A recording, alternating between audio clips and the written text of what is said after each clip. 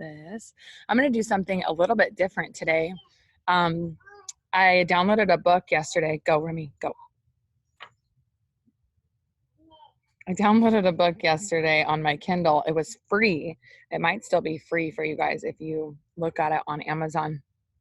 It's called, one second. It's called Hi God, One More Thing. How to Talk to God About the Tough Stuff. Yeah. And it literally is an entire book of her just talking to God, but in ways that you can read them out loud and do it yourself, if that makes sense. So like, it's basically a book full of prayers that you can look, she was telling in the very beginning of it, like you can look through the, what's it called? The table of contents or whatever, and like whatever you're feeling that day, go to that prayer, and then you can just like say it out loud to God, and it will help you like know how to pray, know how to say it, all of those things. So I love it. Honey, can you, let's put the balls in the basket over there, not on the table. How about that? Yeah.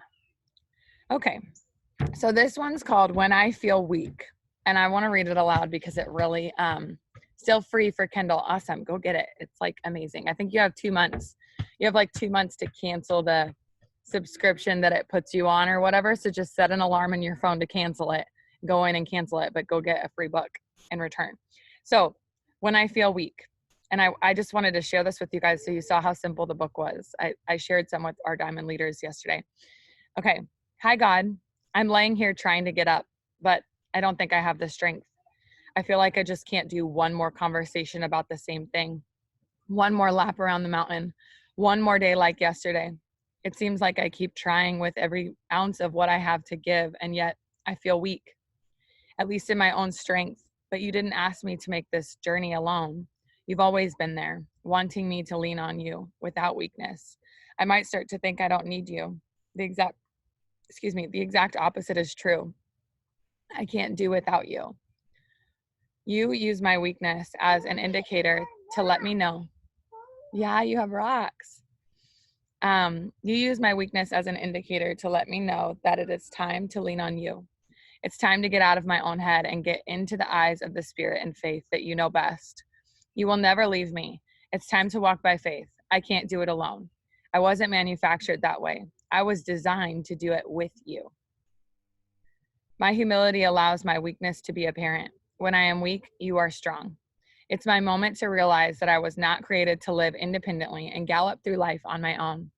I was formed, manufactured, and wired from the factory to be dependent on the operating system of heaven. When the Israelites stared at the walls of Jericho, marching around it for 6 days in a row, and nothing happened, not a thing had changed, and there was no sign of it ever changing. But God, you are my strength. You fill in my gaps. You're everything that I'm not, and you never fail me. You never leave me. You never leave me hanging out to dry. You cover me when I'm exposed. You protect me when I don't even know there's an enemy trying to attack. You catch me when I fall, and you set me on my feet again. When I am weak and humbly submit to you, you come out strong. Move, Lord. So I loved this one because I personally, and again, you guys might not feel that today, right? You might not feel weak. You might feel like you're on top of the mountain, right? I personally feel physically weak lately. Like I'm talking, it's hard for me to get out of bed, which is freaking sad, okay? Because I'm 21 weeks pregnant. Like it's not like we're pushing 30 or anything, okay? Like it's sad. And I'm what's the word? Like frustrated with myself. I'm not giving myself grace. I'm not understanding why my body needs more sleep than it ever has before. Obviously, I'm pregnant, and obviously I have to listen to that. But at the same time, because I've been pregnant before, and because I know that every pregnancy is different, but because this wasn't the case with Huntley, I constantly am like, is there something wrong with me? Is there something wrong with the baby? Like, why in the world can I not get out of freaking bed until 9, 10 a.m.? Like, and it's not that I'm sleeping. It's that my bones hurt. My body hurts. My hips hurt. They're out of place. No joke. Legit out of place. My hips are. And if I could go to a chiropractor right now, I would. But I don't know of anybody here. that like does that. I don't, so there's just so many other things, right, that are like piling up. And I'm sitting here like, why am I not laying in bed, talking to God, asking him this prayer, having him help me every single day with every single step? Because we think to ask God with the big things, right? We think to ask God for the promotions. We think to ask God for the money. We think to ask God to put food on our table. We think to ask him for our safety and our health, but we don't think to ask him, hey, Lord, can you just like help me get out of bed today? Because I'm just tired. Like, I am just tired. Like, you don't think to ask things like that. And I loved how she started that. Like, I'm laying here trying to get up, but I don't think I have the strength. Like, how real is that? How real is that to just lay that on God? Like, help me get out of this flipping bed so that I can do the things that I know that you have put me on this earth to do. And instead of just praying those prayers, sometimes I think we just shut down and we're like, why am I just laying in bed? I'm a bump on a log. Like, you know, it's so easy to just be mad at ourselves for it. But that is the enemy, you guys. That is the enemy. And so this is a great book for me because I am the queen of not knowing how to talk to God. I'm the queen of not knowing how to pray. And even though praying is just talking to him, like you just heard me read, a lot of the times the words will just slip. They won't come to what I need them to come to. And so I'm excited for this book because I think it's really going to help me. Okay, so I'm going to read the Self-Reliant Entrepreneur real quick. It's called Ask for Help. We must not contend against love or deny the substantial existence of other people. I know what would happen to us. We have social strengths. Our affection towards others. Somebody's alarm is going off or something. Our affection towards others creates a sort of vantage or purchase which nothing will apply. I can do that by another, which I cannot do alone. I can say to you what I cannot first say to myself. Other people are lenses through which we read our own minds. Ralph Waldo Emerson, 1849. Huntley, can you come over here? I don't want you playing in that. Okay. It's easy to take all of this self-reliance business to mean going at it alone, singularly braced against the wind and cold as you trudge through the night. Kind of dramatic sounding, isn't it? Well, that's not it at all. The success of an entrepreneurial journey relies on providing value to someone else. I'm going to read that again. Okay? The success of an entrepreneurial journey relies on providing value to someone else. That would seem like a hard thing to do if you simultaneously deny the substantial existence of other people. As you've likely already discovered that self-reliance requires substantial self-awareness, and that no matter how often we turn inward, we require the reflection and interaction of others to help gauge where we are. Okay, thank you. Simply put, you need the help of others to succeed, and you should actively seek it. Remember, the goal in all of this isn't to protect your ego. It's to allow you to serve your purpose. I'm going to read that again too. You ready? Remember, the goal in all of this isn't to protect your ego. It's to allow you to serve your purpose. If you refuse help and try to go at it alone, you'll learn very little about those you hope to serve and even less about yourself. In the most practical business terms, asking for help is customer discovery. The practice of fully understanding the problems your prospective customers are trying to solve. Okay, so like when we're asking them, what are their goals? What do they need? What are their goals health and wellness wise? When we help them, they in turn help us, right? You go out there and ask for help. You live in your customer's shoes and use this interaction as a lens to help you discover your own mind. The challenge question is, who can you ask for help today? I actually love this because it's a perfect time in our business right now. Not only do we have some BOGOs going on, but it's also 50% off. You got some rocks? Yeah. It's also 50% off to join our business today. Do you want to say hi? Okay. And a lot of us are going for promotions. They can't hear you unless you take that thing out. Say hi. Hi. A rock, yeah. Rock, yeah. So a lot of the times when we're going for promotions, one of the things that I do and encourage a lot of the ones who are running for promotions to do is actually ask for help. I don't know if you guys have ever done this, but asking for help, whether it's on an Instagram story, in a post, or in a message, is you saying, listen, me and my team are up for a huge promotion. It would mean the world to me if you could take a look at what I have. And if you're interested in any of it, I would love to help you find something, and I can in return give you my 40% off. When you put the word help me and it would mean the world to me. People are so much more open to that. I had one of our girls is 164 from Ruby right now, 164. And she's been there for like a couple days, and she's sitting here like, Rochelle, like, how am I going to do this? Like, I need something. And I gave her that script. And yesterday she was getting really good responses with it. And sorry, Chiefy, didn't mean to kick you. And I'm so excited for her because I know she's going to close it out today. I know she will. And it's just a matter of switching our mindsets. One thing as well that I thought was valuable that her and I talked about, and I hope she doesn't mind me sharing this, but was that, she was like, I'm just kind of getting desperate. How many of us have been, drop a 1 if you're going for a promotion and you've been desperate before, you know what I mean? You're like, I'll do anything. Like, I'll give them anything if they order. Like, how can I just get them to get their orders in the system? But when you do that, they can feel it. Okay. When you do that, they can feel it. How you sign is how you always have.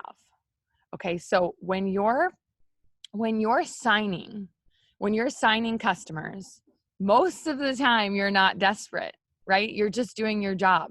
You're excited. You're putting a bunch of haps up. You're getting excited, right? You're getting excited about it, but you're not doing anything that's desperate. You're just working your business normally.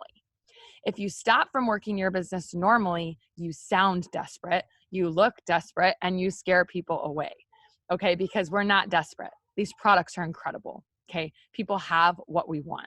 So the second that we start being desperate, the second that they start going, why is she like pushing this down my throat? If we had a normal conversation with her, like we have with all your other customers this month, then hello, they're all going to order from you, right? Because you're not doing anything different than what you were doing before. So do not stray. Do not stray from what you know. Continue to pray the prayer of Jabez. Continue to ask God to bless your team. Continue to ask God to bring you the customers, bring you the distributors. Okay, I said a prayer last night of all the people that I'm about to follow up with. Lord, if I miss a couple, please have them come to me. Please have them come to me. If I miss a couple that need this business for $49, like, please have them see a post that I make. Please have them remember me and come to me so that I can help them, because a reality is I'm going to miss a couple people. You know what I'm saying? And I hate to do that. I hate it because it's always the next day after the sale.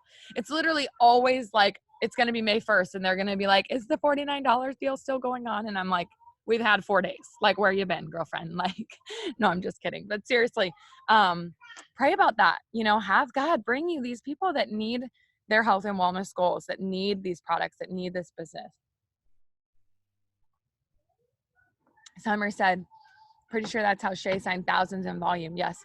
I don't know if you guys see her stories, but she even called out how many people she has following her.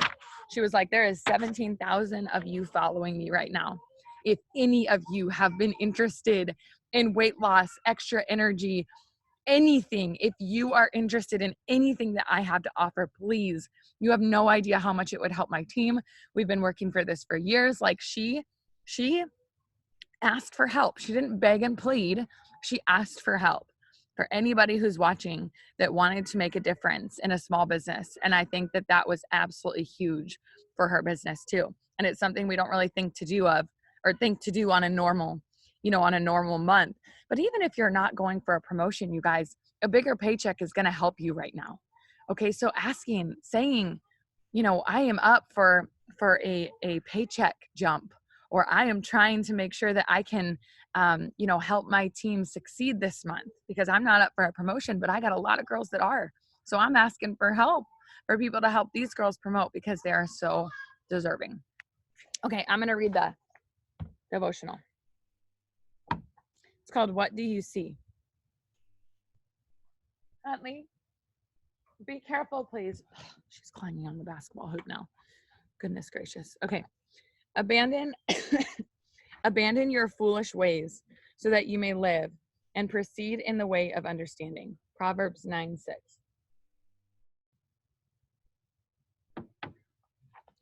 What do you see? Have you seen those pictures that look like two different things depending on your focus? A famous one shows either a very old woman with a scarf pulled over her head or the profile of a debutante in her fur coat and a fancy hat. When you focus on that old lady, she seems haggard, downcast, and forlorn. When you focus on the young debutante, you see a fresh face with a beautiful life ahead.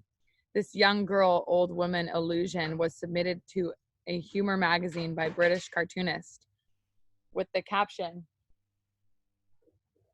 "My wife or my mother-in-law, they are both in this picture. Find them." When I first saw the picture, my eye captured the downcast old woman and had to work to see the debutante. And then once I practiced seeing the debutante, I had to make an effort to see the old woman instead. This is how we go through life. Both pictures are there, the beautiful and the ugly, the high and the forlorn. What we focus on determines what we see more of. God knows this about us, and he knows that a perspective shift from knee-jerk negativity to a default way of understanding is essential for a thriving life. When we easily notice our own faults, what someone else did wrong, how someone disappointed us, and so on, we exhaust our ability to see the blessings around us. Especially since those faults are often optical illusions. That colleague who always submits messy work at the last minute, maybe trying to care for her terminally ill mother while juggling childcare as a single mom.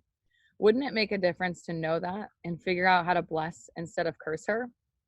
Or when her husband comes home late for work, you can remind yourself, or when your husband comes home late for work, you can remind yourself that he probably wants to be home for dinner, but that long hours might seem necessary to a husband who is feeling insecure at work and unsure of his ability to provide. We may not always agree with people, but we can choose to understand. And there's something else. Asking your coworker how things are going at home when she turns in a messy report, or thanking your husband for his hard work when he is late again, is not just a perspective shift, it's grace. Just like the understanding and grace that Christ so willingly shows us. The reflect is, in what areas of your life or with what specific people do you most need a perspective shift? How can you look for the good instead? Is there someone who needs some grace from you today? You guys, we can even turn this into almost, I don't want to say like a selfish thing, because that like that's like defeats the entire purpose of this entire devotional that I just read. But when I choose to understand somebody instead of getting mad, it actually makes me feel better too. Do you guys get what I'm saying? Like, I actually feel better if something goes wrong and somebody messages me and is like losing their mind on me for whatever reason, and I can kind of take a step back and take a second and go, okay, maybe she's having a tough day. Maybe she, whatever. If I can like put myself in her shoes for a second and ask what she's going through and how she's feeling, then all of a sudden I'm not as mad and I'm not as upset. And that helps me a lot because I am a very empathetic person. You guys might actually not know that about me, because I hide it very well, because being an empath it's something that I truly push away. It's something that like, as soon as I start to feel the feelings that somebody else is telling me, I'm like, no, like I can't take on her feelings. Like I don't want it. I can't. And so a lot of the times I shut down because I do feel so much of that person's issues or of that person's heartache or whatever it is. And I've always been like that. And I don't know when it started, when I started to like not be able to hold on to it, right? I've had to learn how to feel it, let it go, and then, be able to help that person through it. But I can't help that person through it if I'm feeling the same way that they're feeling. And so I have to come at it with a different perspective. I have to come at it with, I understand her perspective and where she's at. Now that I'm out of the situation and I'm not feeling like that, how can I help her to come back into reality? And that is kind of how I am able to help when somebody is in a tough situation, is I have that, I have no idea where Huntley went. I'm hoping that she went to go wake up Brian. I don't know. Anyways, what was I gonna say? Some vibes are just too strong. Yes. Come here, honey. Oh, you pooped? Okay, Mom, I'll change you in just a second. Come here. Almost done. Okay, sorry guys, mom life. Yeah, I know. She won't learn how to go on the potty, but like the second she poops now, she's like, get it off. Yes. You can't have an M&M if you didn't go poop in the potty, and your pants aren't off and you didn't go poop in the potty. So that's not a thing. I'm sorry. Go get your dad. Maybe he can change your diaper. So anyways, I loved that today, because I think that we should be asking ourselves, who in our life needs more grace from us? And maybe when you're getting mad or angry or upset because somebody's coming to you, maybe using you, or, even if it's things that like, it's not okay. You know what I mean? Like there's going to be things where people come to you and it's like, this is like straight up not okay. Like you cannot treat me like this. Like this is not okay. And you still find grace there. I was having a conversation, and I hope she doesn't mind me sharing this, but with one of my new distributors who welcomed kind of a difficult distributor. And when I say kind of a difficult distributor, I mean, she was calling her names. She was bad mouthing her. She was belittling her. She was like saying all the things that are just so unbelievably not okay. Now, that being said, I of course told her, like, listen, you need to tell her this. If you are wanting professional help, if you are genuinely wanting to do well in this business, you will stop talking to me like this, or I will stop responding. Like, period. You have to set boundaries. Like, you have to set boundaries. If somebody is treating you poorly, if you wouldn't even allow your spouse to talk to you like that, if you wouldn't allow your mom to talk to you like that, if you wouldn't allow your best friend to talk to you like that, you damn sure are not going to allow a new distributor to talk to you like that. But I think a lot of the times, especially when we're newer, we think, well, I don't want to lose her. Like, I don't want to lose this new distributor. Like, I don't know what to do, but it's like, it's not worth it. Like, you better be setting that standard of like, absolutely not. If you want training from me, you will respect me. You will not talk to me like this. Let me know when you're ready to continue. And you have to set that line, as hard as it is. And then we have to give them grace. If they choose to turn around, if they choose to, after their nasty behavior, come back and say, I'm so sorry. I don't know what came over me. I'm so embarrassed. A lot of the times people's tactics when they don't feel like they're, go find your binky.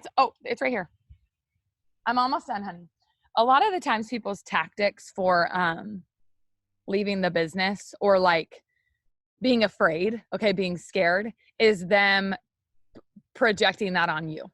A lot of the times they're like, well, I'm scared that I'm not going to be successful, so I'm just going to cut ties with this girl. You know what I mean? Like, if I just am rude to her, then I won't be able to come back because I'm just so rude. And it's like this defense mechanism almost of like, well, I'll just call her a bunch of names and then she won't want to work with me. Okay. Like, did you guys even think of that perspective? Right? It's hard to do. It's hard to put yourself in that perspective to go, oh my gosh, what if she was just trying to sabotage this because she's scared? Right? And she doesn't know me from Adam. So maybe she's just scared and she's just trying to sabotage the situation. I set my standards and I let her know those things, right? I'm talking about me, and like, I'm just using me as an example, but like, you set your standards and you tell them, this is how I will be treated or else, kind of thing. Like, I will not help you with it. And all of a sudden they kind of realize that you're a real person, and now you can give them the grace that they deserve. Now, if they continue to do it, that's a whole nother story. But if they come back from that and are like, oh my gosh, you're so right. I'm so sorry. Like, I don't know where that came from. Like, yes, I'm here for it. You know what I mean? Then you guys have to give them that grace and move through it together, and almost, try to move on from that hurt, because of course it hurts when people call you names. Of course it hurts when people are rude to you, right? But as leaders and as people who are genuinely, at the end of the day, trying to help other people, we have to know when to give them grace and when to cut them out, right? And so I think after a first time, I think it was a great lesson the other day, was just so great to really set our standards for what we're willing to do as a team, right? And I had another new distributor. I've had a lot of new distributors that I've signed that have enrolled new distributors. Does that make sense? And so I've got them in chats, like new distributor and the newest distributor. I've got them all three of us in a chat, because I'm helping them learn, because like I don't expect a new distributor to know how to train right now, right? So I'm kind of training them together.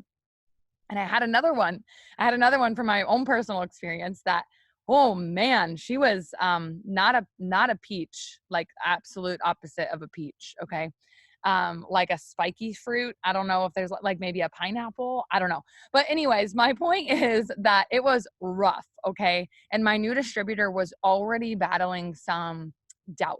She was already battling some, like, I don't know if I can do this anymore. Like, I don't know if I can do this, you know? And then this girl comes in and just, it was tough, okay? Ultimately, she ended up leaving. She ended up walking away, and the newest distributor, it wasn't for her. And you know what? I truly believe that God shows us things in waves for a reason. We pray them in and we pray them out.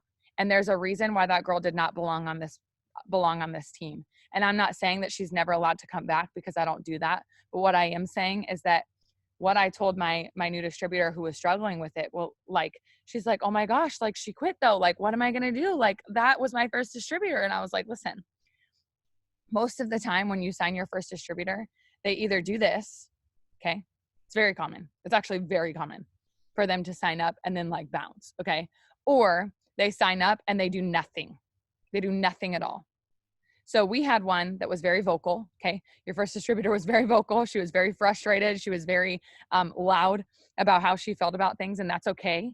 But that is not going to get in the way of your success. A lot of that is what she attracted. And of course, I didn't say that to her, but it's the truth. Because when we are doubting and we are scared and we do not know if we can do this, we attract other people who are doubting and who are scared and do not want to do this. Do you understand what I'm saying? You don't even notice. You don't even notice that you are attracting the wrong people into your business because of your own insecurities inside. And sometimes some of you listening to this are like, that's not me. You know what I'm saying? But like, there might be, when you take a look at who you're enrolling in your business, you might be like, oh my gosh, well, maybe I'm not insecure, but maybe I'm not coaching these girls because I'm uncoachable. Okay, that was a tough one for me to swallow. It was so tough for me to swallow when I woke up one day and realized that I was uncoachable. Okay, straight up. I'm a red through and through. I'm going to figure it out. I'm going to make that money no matter what, but you're not going to tell me how to do it. Okay, that's how I was. That's how I was. Like, I'll do my own thing. I'll just do my own thing. I don't need to learn from anybody. Like, I'm just going to make my own way. Now, making my own way in my whole life, that's what I've always done. That's what I've always done. Let me tell you, it's gotten me to where I'm at, okay? Not in the business. I'm saying like getting through my parents' divorce, getting through my mom being a drug addict, getting through my brother going to prison, getting through my miscarriage. Like, y'all, I've bulldozed my emotions my entire life to get through situations, okay? That's how I was taught. That's how I was raised. You do whatever it takes to keep going, and you just immediately will arrive eventually will arrive at a destination where you feel okay. Okay, like that is how I've always been. So when I joined this business, it was like, oh, I'm just gonna bulldoze and I'm just gonna pretend I know what I'm doing and I'm just gonna get there. And some of y'all might say that it worked, but listen, I created an entire diamond team without anybody working at all. And that's pretty lonely. That's pretty lonely. Okay, that's not fun. It's not fun at all. And then a double diamond team where I had a couple people working, but it wasn't fulfilling, right? And now we're finally at a spot because I woke up one day and was like, hey, if you're not coachable, why the heck would your girls be? Why the heck would you attract people who are coachable if you're not coachable? How many of you get really offended sometimes? Like, so last night, no joke, this literally happened last night. Brian comes in and I was talking to him about how excited I was about this deal. And he was like, "You're yelling." He's like, "You're yelling." And I was like, "Oh, forget it. It's fine." Slam the door. No, I'm just kidding. No, I was like, "Forget it. It's fine. Like, it's cool." Why in the world did that hurt my feelings? Why in the world did him saying, "Sweetheart, you're yelling," like, "Hi, our child is sleeping, you're yelling," like, why did that make my feelings hurt? Why did that hurt my feelings? And it's because I'm doing me, right? Like, I'm not thinking, I'm just being me. And then somebody said something to kind of like remind me, like, "Oh, Rochelle, you're doing something wrong," even though it's not wrong. It's how I've been since I was a child. You guys, I can't even tell you. If I like was loud or something and my grandpa was like, "Sis, you're being loud," I would like be in tears because I'd be like, "Oh my God, I did something wrong. I did something wrong." Like, I feel just so awful. Like, how did I not catch that myself? I don't know if this is even relatable to anybody, but it's so true. I literally, if somebody tells me that I'm doing something wrong, or like if they speculate on what I'm doing, it just makes me like go into my shell where I'm like, "Oh," and instead I should just be like, "Oh, sorry. I didn't mean to be loud, but I'm just so excited about this." Like, why didn't I just do that? Why didn't I just be like, "Oops, sorry," because I'm taking offense to it. Because I'm taking offense to it. Why are we always on the off? Why are we always blah, blah, blah. Why are we always on the defense mode? Why are we always on the defense mode? That comes from ownership. We need to take more ownership. We need to understand how we feel and why we feel it. Because right now I can tell you why I did everything that I did last night when Brian was like, "You're yelling," and I like completely shut down and I was like, "Oh my God, that hurt my feelings." Like, and I just like rolled over and went to bed, right? I allowed that to upset me. I can tell you all of that right now, but in the moment I could not tell you about it. Do you see what I'm saying? We have to be able to look back and reflect on things. We have to be able to reflect on our own reactions, and then we have to be able to fix them. We have to be able to fix them. We have to consciously be working towards those things. Okay, I'm going to read the chats really quickly, and then we got to get going because I honestly have no idea where Huntley is. She's in the house somewhere, but I mean, Summer says, "Me, because they shut down our loudness." Yes, literally, my family calls me the loud one. Like, I don't have a name. Like, I come home from Christmas and they're like, "The loud one's here." Like, that's not a joke. They're like, "The loud one." Like, my nephew, who's 3, is like, "Auntie Loud One." It's not fun at all. But it's true. Like, and here's the thing. You shouldn't have to dim your light either. Somebody once told me too that me being loud is because I'm so passionate. And it actually really helped me a lot because it was a good thing for the loudness. The loudness has always made me feel bad. Okay, being loud. And it's not like my dad was like, "You're so loud, I hate it." Like, he never said that to me. Okay, ever, right? But it's when they tell you like, "Oh, you're being loud," and you like feel like it's a bad thing, right? And so you think that that's a bad thing, but in reality it's because we're so passionate. And that's not a bad thing at all. It's just something that if you're loud like me, we do have to work on, right? We have to work on because there's a time and a place to be loud, okay? That's me. Oh, good. I'm so glad that this relates to you guys. Yes, my husband does that all the time. I lose my enthusiasm. That's exactly what it is. I think that's what it is. It's almost like you're just caught off guard because you're so excited that you don't realize it. And so you're just like, "Yes, this is happening." And then they're like, "Oh, honey, like, you're being loud." And I'm like, "Bye. See ya. There's the door. Like, leave." Like, see, I get so mad. Like, why'd you have to shut me down? Oh man. And then when Huntley wakes up, it is really like so frustrating. It's so frustrating because I'm like, "Man, that was me. That was me.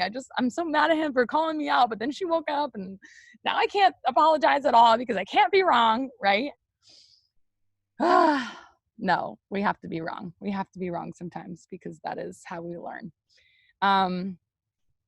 Yeah, Summer said, "I lose my momentum instead of just laughing it off." It's a tough thing to do, right? It's a tough thing to do, to just laugh something off, especially when it hurts your feelings. It's something that has been a thing my entire life, right? Like, it's not even an insecurity because you'd think if I was insecure about it, that I would just learn to like stop being loud, right? Like, when you're insecure, you learn to like stop doing the things that you're insecure about, right? So I'm not insecure about it. It's just something that we need to learn to control. My culinary teacher said that and it hit my heart in a different way. Yes, I love it. Like, get on my level. I love that, Stephanie. Okay, guys, I kept you like 5 minutes late, but I will post this on the YouTube right now. And I hope you guys have an amazing Monday. I'll see you on our Power Hour in a couple hours. Bye, guys.